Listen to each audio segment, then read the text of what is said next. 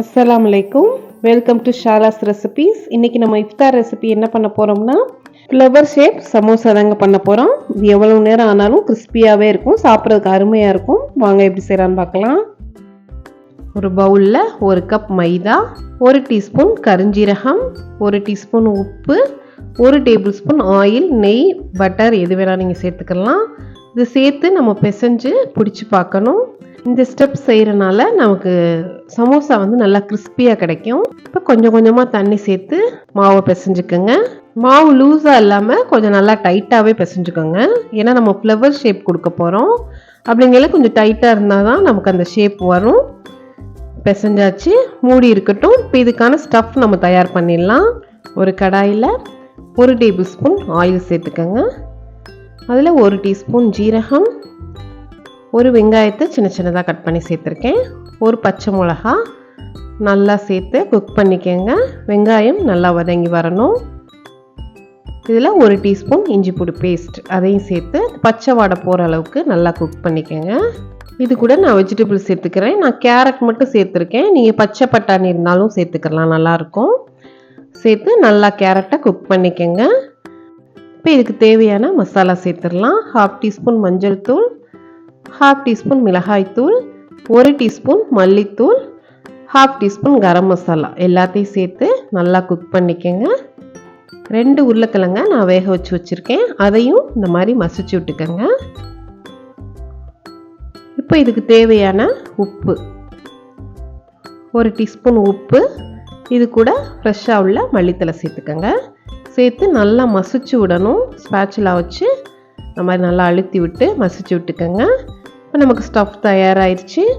இப்போ ரெடி பண்ணி வச்சுருக்க டோலேருந்து நம்ம ஒரு சின்ன பாலாக எடுத்துக்கலாம். உங்களுக்கு எந்த சைஸில் வேணுமோ நீங்கள் அந்த சைஸில் சமோசா ரெடி பண்ணிக்கோங்க. இப்போ ஒரு கட்டரில் கொஞ்சமாக மைதா டஸ்ட் பண்ணிக்கோங்க, ஒட்டாமல் இருக்கிறதுக்கு. ஒரு சப்பாத்தி கட்டையை வச்சு இந்த மாதிரி அழுத்தி தேய்ச்சிக்கோங்க. ரொம்பவும் தின்னாகவும் இருக்க வேண்டாம், கொஞ்சம் மீடியமாகவே நம்ம தேய்ச்சிக்கலாம். இந்த மாதிரி தேய்ச்சிட்டு அதுக்கப்புறம் கத்தியை வச்சு நம்ம கட் பண்ணிக்கலாம். 4 பக்கமும் இந்த மாதிரி கட் பண்ணிக்கங்க.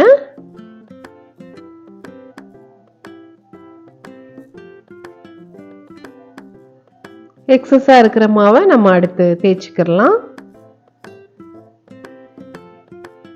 இப்போ 4 பக்கமும் நம்ம மடிச்சு விட்டுக்கலாம். ரொம்ப ஈஸிங்க இந்த ஃப்ளார் சமோசா செய்கிறது. கொஞ்சம் டிஃப்ரெண்ட்டாக பார்க்குறதுக்கு அழகாக இருக்கும். 4 பக்கமும் இந்த மாதிரி மடித்து விட்ருங்க. இப்போ மடித்தாச்சு. மடித்ததை இப்போ நம்ம திருப்பி வச்சிடலாம். நம்ம ரெடி பண்ணி வச்சுருக்க ஸ்டஃப்பை எடுத்து சென்டரில் வச்சுருங்க. இப்போ எல்லா பக்கமும் தண்ணி அப்ளை பண்ணிக்கலாம். அப்போ தான் நமக்கு கொஞ்சம் பிரியாமல் இருக்கும். இப்போ 4 பக்கமும் மடித்து விட்டுருங்க. மடிச்சுட்டு ஓப்பனாக இருக்கிற இடத்த மட்டும் ஜாயின் பண்ணி விட்டுருங்க. அப்போ தான் நமக்கு ஸ்டஃப் வெளியில் வராமல் இருக்கும். 4 பக்கமும் இந்த மாதிரி ஜாயின் பண்ணி விட்டுருங்க. பின்னாடி நம்ம மடித்து விட்டதை இப்போ எடுத்து விட்டுடலாம். இந்த மாதிரி எடுத்து விடையில நமக்கு இந்த ஃப்ளவர் ஷேப் கிடைக்கும். பாருங்க, பார்க்குறதுக்கே இவ்வளோ க்யூட்டாக இருக்குல்ல. லாஸ்ட்டாக இந்த மாதிரி ஓரங்களை மடிச்சு விடையில பர்ஃபெக்டான ஃப்ளவர் ஷேப் நமக்கு கிடைக்கும். நீங்களும் கண்டிப்பாக ட்ரை பண்ணி பாருங்கள், ரொம்ப ஈஸியாக இதை செய்யலாம். இப்போ நம்ம மீடியம் ஹீட்டில் எண்ணெயை காய வச்சுருக்கேன். நம்ம செஞ்சு வச்ச ஃப்ளவர் சமோசாவை இதில் சேர்த்துடலாம். அடுப்பை மீடியம் ஹீட்லேயே வச்சு சேர்த்துக்கோங்க. நம்ம இதில் ஆயில் சேர்த்து டோ ரெடி பண்ணனால நல்லா கிறிஸ்பியாக இருக்கும். நீங்கள் எவ்வளோ நேரம் வச்சு சாப்பிட்டாலுமே இது கிறிஸ்பியாக தான் இருக்கும், சாப்பிட்றதுக்கும் அருமையாக இருக்கும். நீங்கள் உள்ளே வைக்கிற ஸ்டஃப் சிக்கன் கூட வச்சுக்கிடலாம். நான் இன்றைக்கி உருளைக்கிழங்கு வச்சுருக்கேன். அவ்வளோதேங்க. இப்போ நல்லா செவந்து வந்துருச்சு, எடுத்துடலாம். ஃப்ளவர் சமோசா சூப்பராக தயாராகிடுச்சு பாருங்கள். ஒரு டைம் செஞ்சிங்கன்னா திரும்ப திரும்ப செய்வீங்க. அவ்வளோ டேஸ்ட்டாக இருந்தது, நல்லா கிறிஸ்பியாகவும் இருந்தது. இஃப்தாருக்கு இந்த ரெசிபியை கண்டிப்பாக ட்ரை பண்ணி பாருங்கள். இந்த ரெசிபி உங்களுக்கு பிடிச்சிருந்துச்சுன்னா லைக் பண்ணுங்கள், ஷேர் பண்ணுங்கள், சப்ஸ்கிரைப் பண்ணுங்கள்.